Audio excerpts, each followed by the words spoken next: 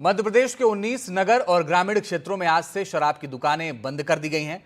शराबबंदी का आदेश उज्जैन, ओंकारेश्वर, महेश्वर, ओरछा, मैहर, चित्रकूट, मंडलेश्वर जैसे धार्मिक जगहों पर लागू किया गया है। सीएम मोहन यादव की अध्यक्षता में हुई कैबिनेट बैठक में यह फैसला लिया गया था। आदेश आज यानी 1 अप्रैल से लागू किया जाएगा। मुख्यमंत्री मोहन यादव ने कहा, राज्य सरकार द्वारा नशा मुक्ति की दिशा में ऐतिहासिक कदम उठाया गया। ये कदम जन आस्था और धार्मिक दृष्टि से श्रद्धा के 19 नगरीय क्षेत्र एवं ग्राम पंचायतों में प्रभावशाली होगा।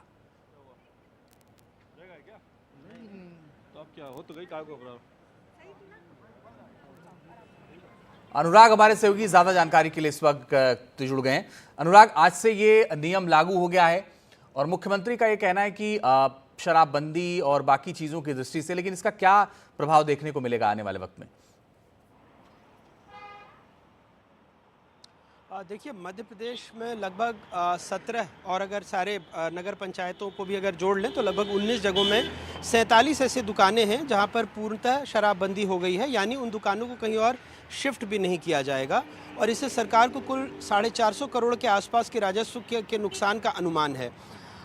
हमने कई राज्यों में देखा, चाहे वो बिहार हो चाहे गुजरात हो, शराबबंदी की बात कही जाती है लेकिन वो पूर्णतः शराबबंदी नहीं हो पाई, क्योंकि आसपास के जो सीमावर्ती ज़िले हैं दूसरे राज्यों से लगते हैं, वहाँ से लोग शराब ले आते हैं, वहाँ से शराब पीकर चले आते हैं। तो मध्य प्रदेश में भले ही धार्मिक नगरियों में शराब न मिले, लेकिन बड़ा सवाल यही होगा कि आसपास के जो ज़िले हैं क्या वहाँ से शराब नहीं आएगी, ऐसे में कालाबाजारी नहीं बढ़ जाएगी? ये सवाल विपक्ष भी उठा रहा है। तो ये कुछ ज़रूर चुनौतियाँ सरकार के सामने पेश आएंगी। 2 महीने पहले खरगोन जो महेश्वर में बैठक हुई थी कैबिनेट की, उसमें ये फैसला लिया गया था और आज 1 अप्रैल से इन 19 जगहों पर पूर्णतः शराबबंदी लागू हो गई है। लेकिन राजधानी भोपाल समेत कई जगहों पर नए ठेकों का जो अब काम शुरू हो गया है और इसको लेकर के भोपाल में भी कई जगहों पर रहवासी इलाकों में विरोध हो रहा है, क्योंकि कई जगहों पर कॉलोनी के गेट के सामने ही नई शराब की दुकानें खोली जा रही हैं।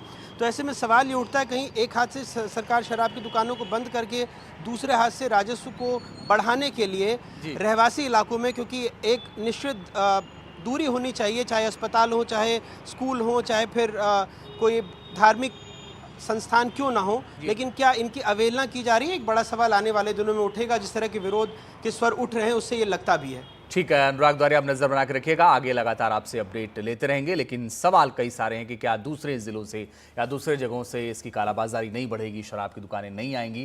क्योंकि फैसला तो हो गया है, अब ये लागू कैसे होगा आने वाले वक्त में ये पूरी तरह से पता चलेगा।